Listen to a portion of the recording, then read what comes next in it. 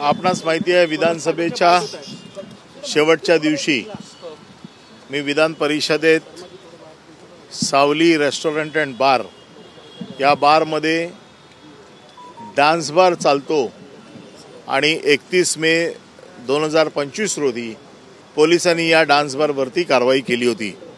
पोलिसांच्या छाप्यामध्ये 22 बारबाला, 22 ग्राहक, 4 हॉटेलचे कर्मचारी हे सापडले होते आणि त्यांच्यावरती कारवाई केली होती।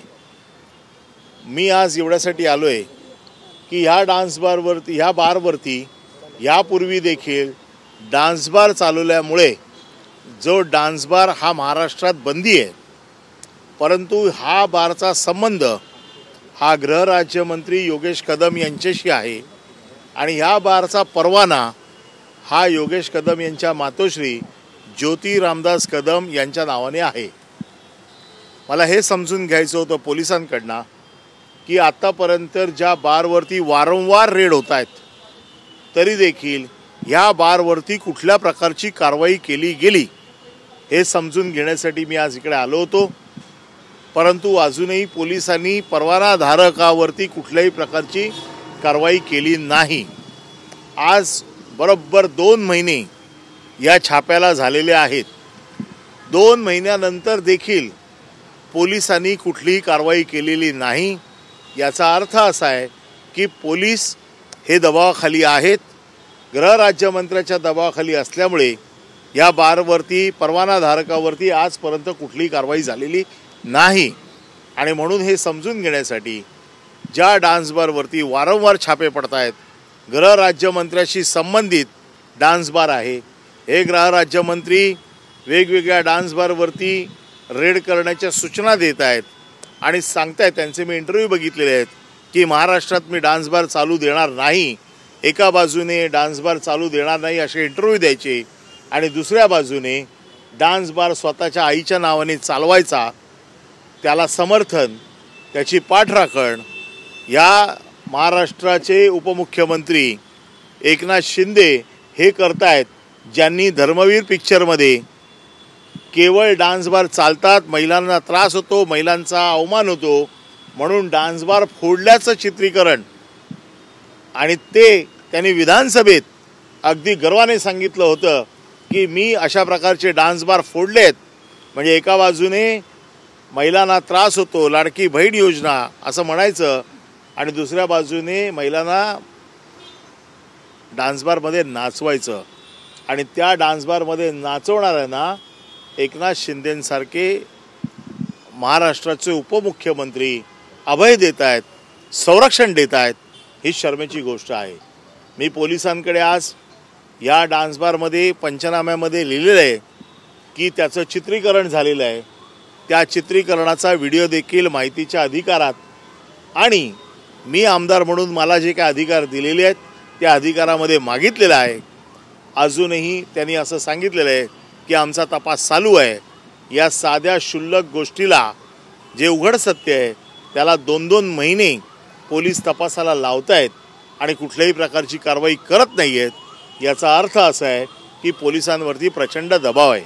पोलिसांनी याच्यावरती जर कारवाई केली नाही तर मला नाईलाजास्तव कोर्टात जावं लागेल आणि कोर्टामध्ये मला न्याय मागावा लागेल।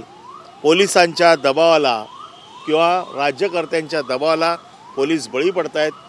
आम्ही राज्यपालांकडे गेलो आहे, मी मुख्यमंत्र्यांना काल पुरावे दिले आहेत आणि मी अपेक्षा करतो की मुख्यमंत्री या सगळ्याची चौकशी करून योगेश कदम यांचा राजीनामा घेतील। अंजली दमानियाने एक वक्तव्य केलेलं आहे की रामदास कदम यांचे अजून 2 बार आहेत, तर त्याची माहिती सुद्धा तुमच्याकडे आलेली आहे का, आणि ती 2 बार कुठले आहेत आणि कुठली? या संदर्भात सगळ्या एक टप्प्यावरती आम्ही सगळी प्रकरणं आपल्याकडे आणू।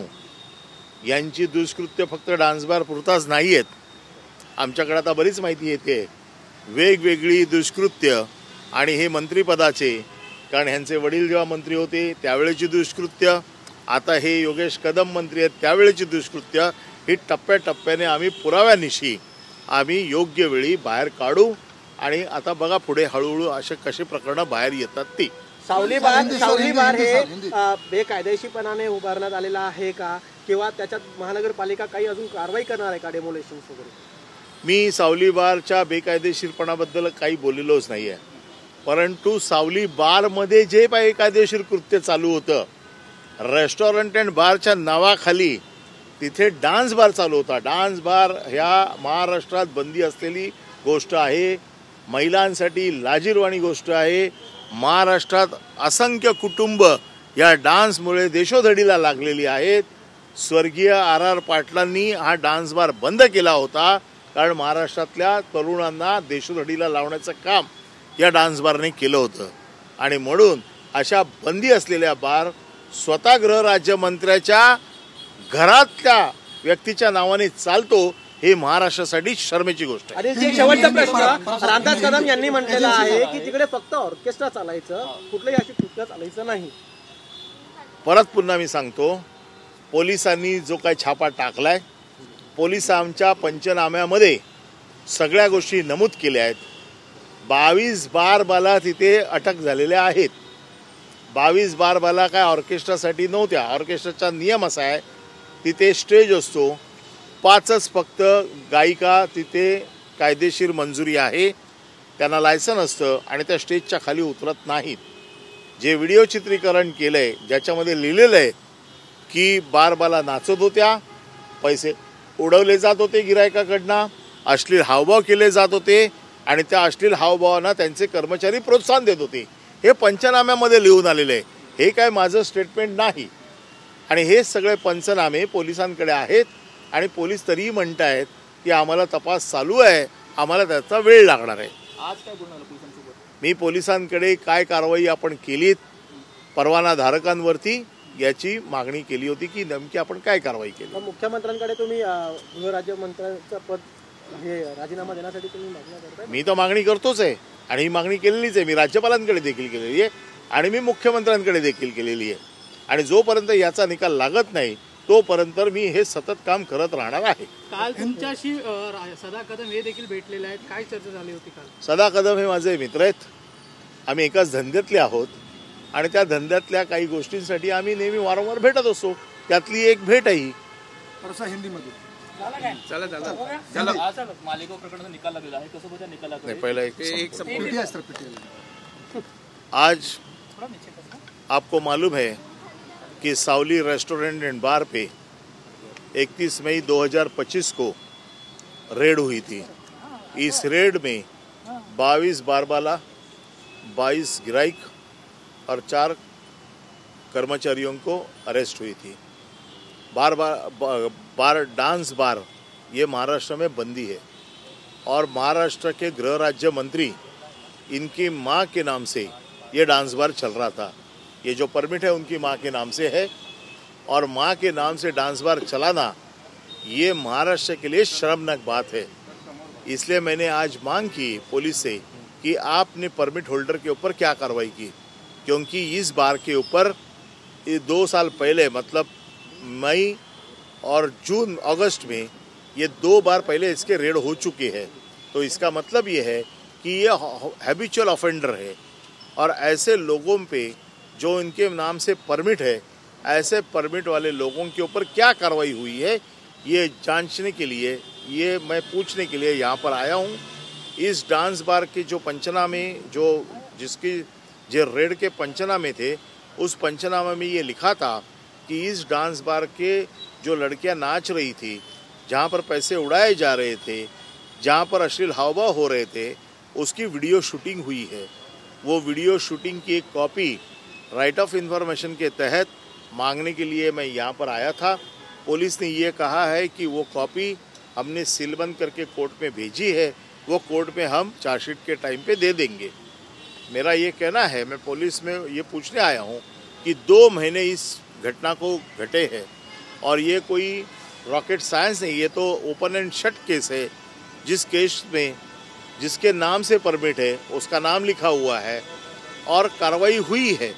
इसके पहले 2023 में 2 बार इसके ऊपर कार्रवाई हुई थी और ऐसे केस में पुलिस ने परमिट होल्डर पे क्या कार्रवाई की ये पूछने के लिए मैं आया हूं. और उन्होंने कहा है कि हम चार्जशीट में ये बताएंगे. मैंने इनको यही कहा है कि अगर मैं लिखित में आपको देता हूं, आप मुझे लिखित में दीजिएगा ताकि मुझे कोर्ट में जाना आसान हो जाएगा। आप अगर नहीं सवाल जवाब दोगे तो मैं कोर्ट पे पूछूंगा। पुलिस पूरे दबाव में है क्योंकि ये डांस बार गृह राज्य मंत्री के माँ का है, तो इसलिए पुलिस पूरे दबाव में है। पुलिस कोई जानकारी दे नहीं रही है, तो मुझे आगे की जो कुछ एक्शन लेनी है उसके लिए आज मैं पुलिस स्टेशन में आया हूँ। मुझे खेद है कि ऐसे डांस बार को हमारे उप मुख्यमंत्री एकनाथ शिंदे ने समर्थन किया है कि डरो मत, मैं तुम्हारे पीछे हूँ। जो एकनाथ शिंदे धर्मवीर पिक्चर में ये बताते हैं कि एक आनंद दिघे साहब के कहने पे उन्होंने महिलाओं की इज्जत रखने के लिए डांस बार को तोड़ा था, वो विधानसभा में भी ये कह चुके हैं। और आज सत्ता को बचाने के लिए, अपने एमएलए को बचाने के लिए इस डांस बार चलाने वाले गृह राज्य मंत्री का वो समर्थन करते हैं। ये महाराष्ट्र के लिए बहुत शर्मनाक बात है। रामदास कदम ने ये भी कहा है 7 आरोपियों को मतलब बारी की है और उस पर 17 साल के बाद ये आया है। इस पर क्या बोलना चाहेंगे आप? देखो, उसके ऊपर कोर्ट में जो बहस हुई, कोर्ट में जो सामने जो कुछ एविडेंस आया उसके तहत ये आज निकाल आया है। और कोर्ट इज़ अ प्रोसीजर, जैसे उनके सामने पेश किया जाता है उसमें कोर्ट अपना निर्णय लेता है। ये जो निर्णय होता है वो कोर्ट के सामने पेश किए हुए सभी एविडेंस के ऊपर डिपेंड करता है। एनआई अभी बॉम्बे हाई कोर्ट को देगी क्या, चैलेंज करेगी? मुझे मालूम नहीं, ये गवर्नमेंट की बात है। वो चॅलेंज करना नहीं करना इसकी डिसिजन गव्हर्नमेंट करेगी। असं आहे की सगळ्या पुराव्यामुळे कोर्टामध्ये पुरावे सादर करावे लागतात।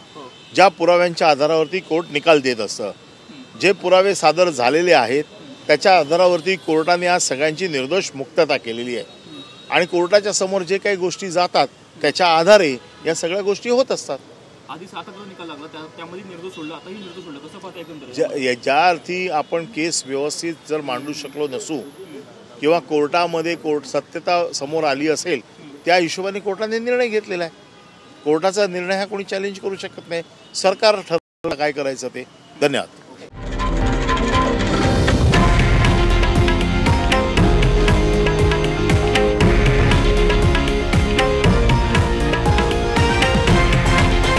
हे आहे देशातील नंबर 1 न्यूज नेटवर्क आणि आपण पाहत आहात TV9 मराठी, एकमेव।